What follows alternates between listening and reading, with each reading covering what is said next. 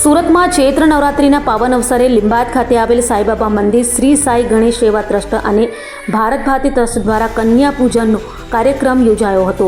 ચૈત્ર નવરાત્રિના પવિત્ર અવસર પર સુરતમાં ભક્તિમય માહોલ વચ્ચે એક વિશેષ કાર્યક્રમનું આયોજન કરવામાં આવ્યું હતું।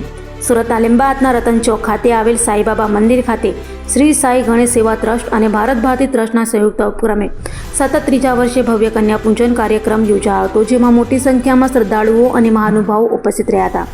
આ કાર્યક્રમની મુખ્ય વિશેષતા એ હતી કે સ્થાનિક વિસ્તારની વિવિધ પ્રાથમિક શાળાઓમાંથી આવેલી 1008 કન્યાઓનું શાસ્ત્રોક્ત વિધિથી પૂજન કરવામાં આવ્યું હતું। મંચ પર નવદુર્ગા સ્વરૂપે 9 વિશેષ કન્યાઓને શણગારીને બેસાડવામાં આવી હતી। આ પ્રસંગે ઉપસ્થિત માતાઓએ પોતપોતાની દીકરીઓનું પૂજન કરી આશીર્વાદ લીધા હતા।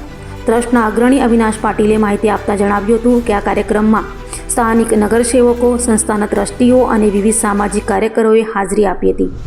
તમામ મહેમાનોએ કન્યા પૂજન કરી સ્ત્રી શક્તિના મહિમાને વધાવ્યો હતો।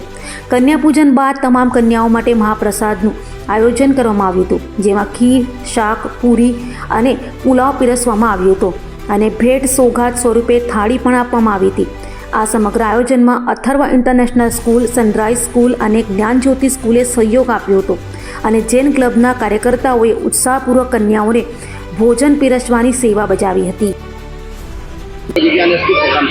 જી, મારું નામ અવિનાશ પાટીલ છે અને આજે ચૈત્રની નવરાત્રિના નિમિત્તે સાઈ ગણેશ સેવા ટ્રસ્ટ અને ભારત ભારતી ટ્રસ્ટના સંયુક્ત ઉપક્રમે અમે આ જગ્યા પર કન્યા પૂજનનો કાર્યક્રમ રાખ્યું છે।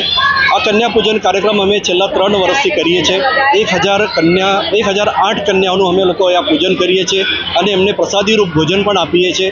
આ વર્ષે પણ 1008 કન્યા અલગ અલગ જે સ્થાનિક વિસ્તારની પ્રાથમિક શાળાઓ છે, આ શાળાઓની કન્યાઓને અમે લોકો આમંત્રિત કર્યું અને બધી જ કન્યાઓ આપણી માતા બહેનો સાથે ઉપસ્થિત રહી અને સાથે 9 દુર્ગા સ્વરૂપ 9 કન્યાઓને અમે તૈયાર કરીને મંચ પર ઉપસ્થિત રાખેલા તમામ અમારા મહેમાનો, આમંત્રિત મહેમાનો, સ્થાનિક નગરસેવકો અને અમારી સંસ્થાના ટ્રસ્ટીશ્રીઓ, અધ્યક્ષશ્રી બધા ઉપસ્થિત રહ્યા અને બધાએ કન્યા પૂજન કર્યું અને જેટલી 1008 કન્યાઓ હતી મેદાનમાં ઉપસ્થિત, આ બધી કન્યાઓનું એમના માતા દ્વારા પૂજન કરવામાં આવ્યું અને એમને પ્રસાદીમાં અમે લોકો ખીર, શાક, પૂરી અને પુલાવ એમ બધું અમે લોકો આજે પીરસ્યું એમને।